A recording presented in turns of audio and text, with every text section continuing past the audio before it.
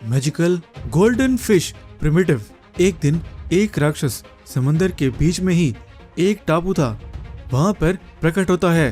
तभी वो राक्षस, अब यहाँ पर इंसानों को लालच देकर लाना पड़ेगा, फिर मैं बड़े मजे से उनको आराम से खाया करूँगा।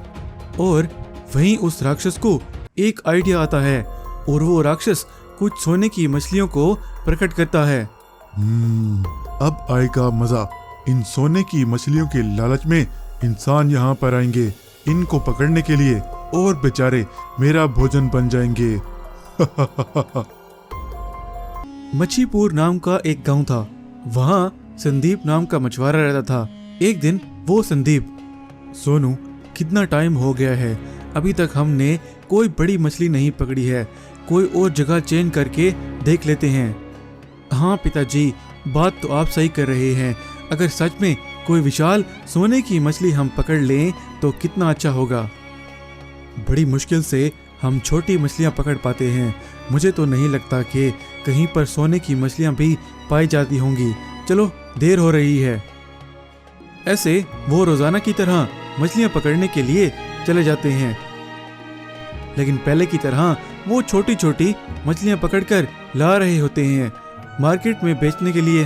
तभी वहीं आगे कुछ मछुआरे सोने की मछलियों को पकड़ना है ऐसे बातें कर रहे होते हैं। संदीप और सोनू भी वहां पर जाकर उनकी बातें सुनने लग जाते हैं। आओ संदीप, तुम भी आ गए। एक सीक्रेट बात बताता हूँ तुम्हें मैं। हमारे गांव से बहुत दूर एक टापू है जिसका अभी तक किसी को नहीं पता। सुना है उस टापू पर एक राक्षस रहता है और वो सोने की मछलियों की रक्षा कर रहा है। हमें किसी न किसी तरीके से वहां जाकर उन सोने की मछलियों को पकड़ना होगा, लेकिन ये काम मैं अकेला नहीं कर सकता। ठीक है, अगर ऐसी बात है तो कल वहां पर जाने की तैयारी करो। वैसे अगले दिन संदीप, सोनू और कुछ मछुआरे उस टापू की खोज में निकल पड़ते हैं। पिताजी, हम इतना दूर आ गए हैं, अभी तक तो कोई ऐसा टापू हमें नजर नहीं आ रहा है। कब वो गोल्डन फिशेस वाला टापू हमें नजर आएगा? मुझे तो ये सब झूठ लग रहा है। बाद में थोड़ा आगे जाने के बाद उन्हें एक टापू दिखने लग जाता है और वहां गोल्डन फिशेस जम कर रही होती हैं।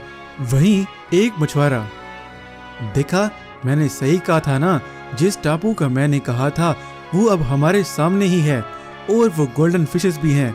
लेकिन जिस राक्षस का सुना था कि वो इन गोल्डन फिशेस की रक्षा कर रहा है, वो तो कहीं नजर ही नहीं आ रहा। हमें बहुत सावधान रहना होगा। मेरी बात मानो तो अभी तो हम इस टापू को ढूंढने के लिए आए थे। अब वो टापू हमें दिख तो गया है, लेकिन हमारे पास कोई हथियार भी तो नहीं है। अगर वो राक्षस हमारे सामने आ गया तो हम क्या करेंगे? मैं तो पूरे प्लान के साथ आऊंगा दोबारा। वहीं कुछ मछुआरे उन गोल्डन फिशेस को देखकर बहुत लालच में आ जाते हैं। तुम में से अगर कोई नहीं आना चाहता है तो मत आओ, हम तो उन गोल्डन फिशेस को पकड़ने जा रहे हैं, कोई राक्षस नहीं है वहां। बाद में जब वो लालची मछुआरे जैसे ही उन गोल्डन फिशेस के पास जाते हैं, बस वहीं पर वो राक्षस आ जाता है और उन्हें खा जाता है।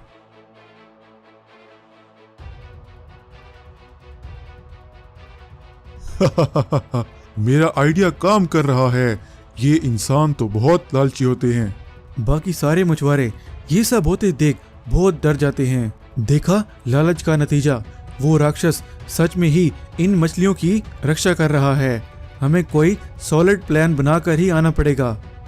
संदीप और सोनू घर आकर, पिताजी, वहाँ तो सच में सोने की विशाल मछलियाँ तो हैं, लेकिन उन्हें पकड़ना इतना आसान नहीं है। पहले हमें उस राक्षस का काम तमाम करना होगा, तभी हम उन्हें पकड़ पाएंगे।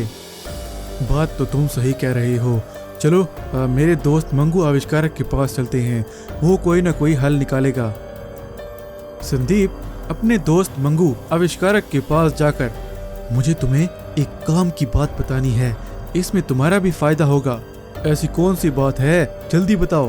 वो दरअसल हमने एक सीक्रेट टापू तलाश किया है जहाँ पर सोने की मछलियाँ रहती हैं, लेकिन उन मछलियों को पकड़ना कोई आसान काम नहीं है। वहाँ उनकी सुरक्षा एक राक्षस कर रहा है। उस राक्षस का काम तमाम करके तभी हम उन गोल्डन फिशेस को पकड़ पाएंगे। अगर तुम हमारी मदद करोगे तो तुम्हें भी कुछ हिस्सा मिलेगा। लग तो नहीं रहा कि ऐसा कोई टापू होगा, लेकिन तुम्हारी बात पर यकीन कर लेता हूँ। और ठीक है, कुछ ऐसी चीज बनाता हूँ, लेकिन मुझे 50% देना होगा। कुछ टाइम के बाद वो मंगू आविष्कारक के पास जाते हैं। ये लो, ये मत समझना कि ये कोई साधारण तीर कमान है। इससे तुम उस राक्षस का काम तमाम कर सकते हो और उन गोल्डन फिशेस को भी पकड़ सकते हो। इस बार संदीप और सोनू अकेले ही जाते हैं और पहले उस राक्षस का काम तमाम करते हैं।